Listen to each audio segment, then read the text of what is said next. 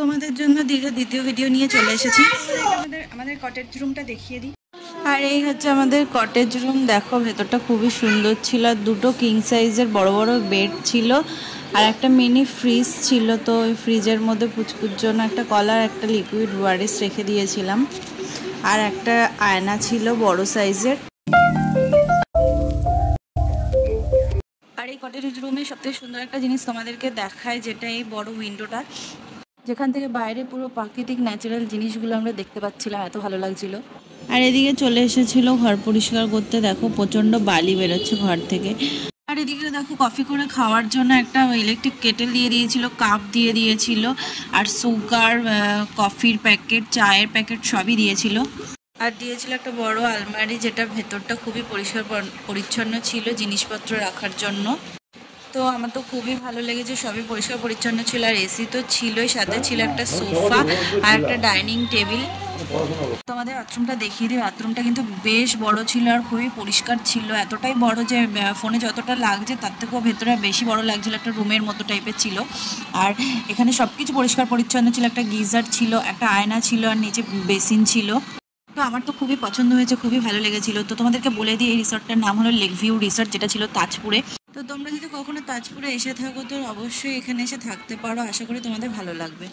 আর এখানে আমরা চলে এসেছি খাওয়া দাওয়া করতে। আর এখানে যে মাছটা দিয়েছে তেলাপিয়া মাছ, যেটা গোপালদা ধরেছিল। আর এখানে আমাদের খাবার নিয়ে নিয়েছি আলু ভাজা, ভাত, আলু পোস্ত দিয়েছিল। আর ওরা নিয়েছিল পমফ্লেট মাছ। আমি পমফ্লেট মাছ খাই না, তো আমি নিয়েছিলাম কাতলা মাছ।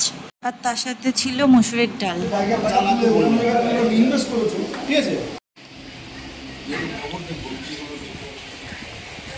আর এদিকে আমার খাওয়া হয়নি, তো চাটনি পাপড়ি দিয়ে দিয়েছে। হ্যাঁ, প্যাক প্যাক খাস।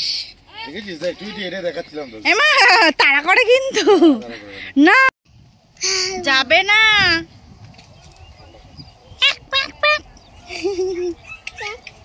আমাদের এখন খাওয়া দাওয়া হয়ে গেছে, এখন যাচ্ছি রুমের ভেতরে। আর দেখো কি ভালো লাগছে চারিদিকটা দেখতে।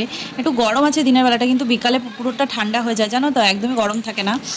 আর খাওয়া দাওয়া সেরে এখন চলে এসেছি রুমের ভেতরে। এখন নেবো একটু বিশ্রাম বলতে কি শোবো। আসলে গাড়িতে বসে থেকে সারা রাত ধরে এসেছি, পর থেকেও বসে আছি, তো আর পারছি না। তো এখন একটু শোবো। তো রুমের ভেতরে দুটো রুম ছিল, একটা ওর বাবাকে দিয়েছিলাম, একটা আমি আর আমার মেয়ে ছিলাম। তো আমাদের খুবই সুবিধা হয়েছিল। একটু পরে রেডি হয়ে আবার বেরোবো। এবার বিকালবেলা বেরোবো বলে রেডি টেডি হয়ে নিয়েছে। আর এখানে দেখো জায়গাটা এত সুন্দর লাগছে, ঠান্ডা পুরো কমে গেছে। মনেই হচ্ছিল না যে আমরা গরমকালে গেছিলাম। এত সুন্দর হাওয়া দিচ্ছিল, একটুও গরম লাগছিল না।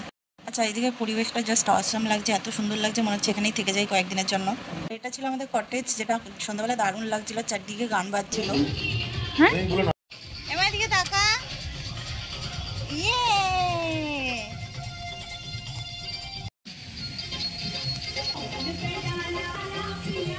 আর এখানে আমাদের সন্ধ্যাবেলা টিফিন দিয়েছিল পটেটো ফিঙ্গার আর হচ্ছে চিকেন পকোড়া, যেগুলো খেতে কিন্তু খুবই টেস্ট ছিল। আর চা দিয়েছিল। তো আমি তো চা খাই না, আর এখানে টুইটি পটেটো ফিঙ্গার খাচ্ছিল। খাবারের কোয়ালিটি কিন্তু খুবই ভালো ছিল, আর সব কিছু খুব সুন্দরভাবে সার্ভ করছিল। তো এটাই বেশি ভালো লাগছিল। আর এখানে ওদের ঘরে এসে আমরা খাচ্ছিলাম। আর ওদের রুমটাও সেম, তো প্রত্যেকটা কটেজ রুম একই ছিল। আর টিফিন শেষ করে চলে এসেছিলাম সুইমিং পুলের এদিকে, কারণ ওর বাবার গোপালদা স্নান করতে এসেছিল। তো রাতের বেলা পুলটা আরো বেশি ভালো লাগছিল দেখতে, আর গান চলছিল আর সবাই এনজয় করছিল।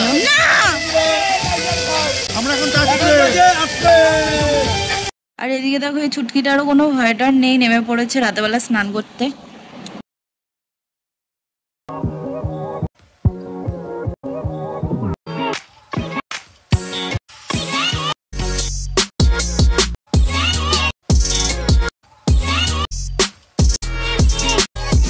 এদিকে আমার মেয়ে সুইমিং পুল দেখে খুব খুশি হচ্ছে, নামতে চাইছে কিন্তু নামতে পারছে না, ভয় পাচ্ছে। যেহেতু আমি এখনো ওকে নামাইনি, তো এখনো ও সাহস পাচ্ছে না নামার।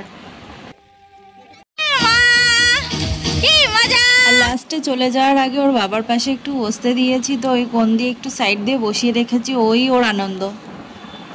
স্নান টান করা কমপ্লিট হয়ে গেছে, তো এখন আমরা বেরোবো। তো এখন 8টা সাড়ে 8টা বাজে। তো এই সময় আমরা যাব একটু তাজপুর বিচে।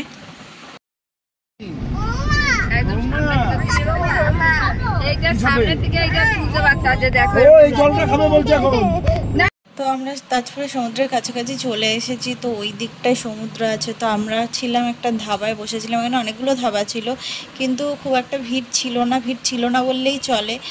তো এখানে প্রত্যেকটা ধাবার সাইড দিয়ে দেখো খুঁটি পুঁতে দোলনা টানানো আছে, জানি না কে চড়ে। তো আমার মনে হয় না কেউ ধাবায় এসে এত দোলনা চড়ে। তো আমি ফার্স্ট টাইম দেখলাম ধাবায় এরকম দোলনা।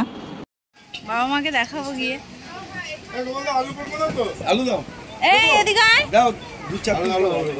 আর এখানে দেখো এগুলো হচ্ছে দেশি মুরগি, যেগুলো সামনে কেটে ধুয়ে রান্না করে দেবে।